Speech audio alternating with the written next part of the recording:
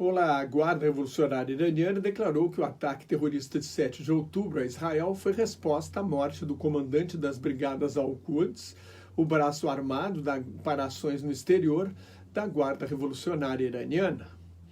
O general Qassem Soleimani foi morto em 3 de janeiro de 2020, perto do aeroporto de Bagdá, a capital do Iraque, por um míssil dos Estados Unidos com a ajuda da inteligência de Israel. É a primeira vez que o Irã admite participação direta na guerra. Já foi acusado de articular o ataque e desmentiu. Todas as milícias que atacam Israel e os Estados Unidos nesta guerra são apoiadas pelo Irã. Portanto, de uma certa forma, esta é uma guerra indireta do Irã contra Israel e os Estados Unidos.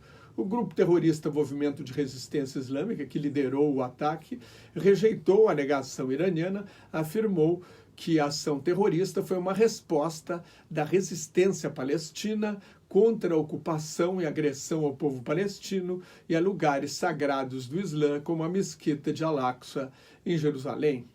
O general Benny Gantz, ex-vice-primeiro-ministro e ex-comandante das Forças Armadas de Israel, ameaçou dar uma resposta mais forte aos ataques da milícia fundamentalista xiita Hezbollah, o Partido de Deus, que é um braço armado do Irã e está atacando o norte de Israel. Na quarta-feira foram pelo menos 18 ataques, de acordo com fontes militares israelenses. A contagem regressiva para uma solução diplomática está acabando, advertiu Gantz. Também na quarta-feira, desde o início da guerra, há uma guerra de baixa intensidade na região que ameaça se transformar numa guerra total. As forças de Israel atacaram mais de 200 alvos em 24 horas na faixa de Gaza e intensificaram as ações na Batalha de Khan Yunis, onde Israel acredita que estejam escondidos os principais líderes do Hamas na faixa de Gaza. O Ministério da Saúde do Hamas anunciou que mais 195 palestinos foram mortos em Gaza em 24 horas, elevando o total de mortes palestinas no território para 21.320. É o maior número de mortes no conflito israelense em pelo menos 40 anos, supera o número de árabes mortos na Guerra dos 6 Dias, em 1967, e na Guerra do Yom Kippur, em 1973. Só a invasão de Israel ao Líbano, que durou de 1982 a 1985 e durou até o ano 2000 no sul do Líbano, pode ter matado mais. Há uma grande discrepância entre os números de mortos, dependendo da fonte. E essa foi uma guerra que durou anos. Além das 21.320 mortes, milhares de pessoas podem estar mortas sob os escombros. E mais de 55 mil palestinos foram feridos. No ataque terrorista que deflagrou a guerra, 1.139 pessoas foram mortas em Israel. Pelo menos 158 militares israelenses morreram até agora na invasão terrestre, elevando o total para 498 no início da guerra. 330 teriam sido mortos no ataque inicial em território israelense. Com 82 dias de guerra, as milícias aliadas, o Hamas e as milícias aliadas ainda lançam foguetes contra o território israelense, num sinal de que não perderam a capacidade ofensiva. Desde 7 de outubro, cerca de 12 mil foguetes foram disparados de Gaza contra Israel.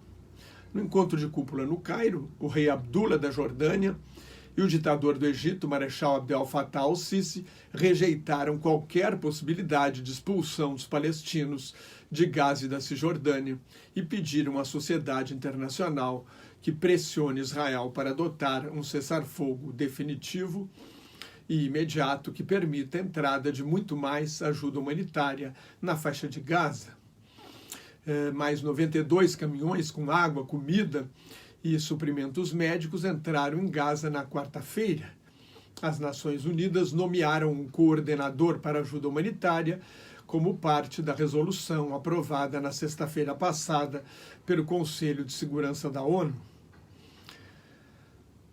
6 palestinos morreram num ataque ao campo de refugiados de Nur Shams, perto da cidade de Tulkarem, na Cisjordânia ocupada.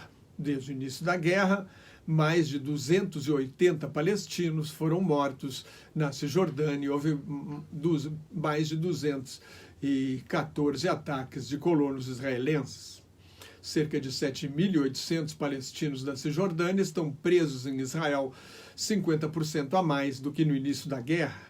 Durante uma semana de trégua, no fim de novembro, 110 reféns israelenses foram trocados por 240 prisioneiros palestinos, muito mais do que têm sido presos durante a guerra. O número de palestinos presos é o maior em 14 anos. O Hamas e a Jihad Islâmica, que significa Guerra Santa para a Libertação da Palestina, exigem a libertação de todos os presos em troca dos 132 reféns que ainda estariam em seu poder, pelo menos 20 estariam mortos. Os Estados Unidos interceptaram no Mar Vermelho 12 drones, 3 mísseis balísticos antinavio e 2 mísseis de cruzeiro disparados pelos rebeldes hutis, xiitas zaiditas apoiados pelo Irã, na guerra civil do Iêmen, que intensificaram os ataques depois que um bombardeio israelense matou na Síria o oficial de ligação da Guarda Revolucionária Iraniana com a ditadura de Bashar Assad. Seria uma das razões do aumento da violência também na fronteira entre Israel e o sul do Líbano. O Irã, a principal força oculta por trás dessa guerra, triplicou no mês passado o enriquecimento de urânio com um teor de 60% de urânio 235. Para fazer bombas atômicas, o urânio precisa ser enriquecido a 90%. O Irã está perto disso, o que pode deflagrar uma crise nuclear. Em telefonema ao primeiro-ministro Benjamin Netanyahu, o presidente da França, Emmanuel Macron, pediu um cessar-fogo duradouro. Netanyahu afirma que a guerra vai continuar até a destruição total da máquina militar do Hamas.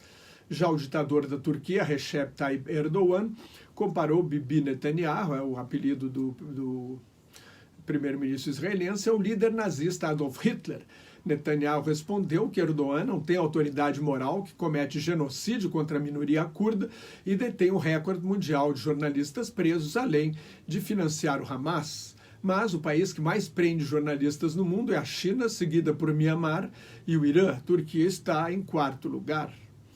A empresa norte-americana Intel, uma das maiores fabricantes de microprocessadores do mundo, vai investir 25 bilhões de dólares, cerca de 120 bilhões de reais, para ampliar sua produção em Israel. Nos Estados Unidos, protestos a favor dos palestinos bloquearam o trânsito para os aeroportos de Nova York e Los Angeles, as duas maiores cidades do país. 26 pessoas foram presas em Nova York por perturbar a ordem pública. Se você gostou, assine meu canal no YouTube, que é de graça, leia o meu blog, Globalização em Crise, me siga no Twitter, no Instagram e no Facebook, onde colaboro com o grupo Quarentena News. Muito obrigado pela sua atenção. Shalom, que é paz em hebraico. Salam aleikum, a paz esteja convosco em árabe. Até mais. Tchau.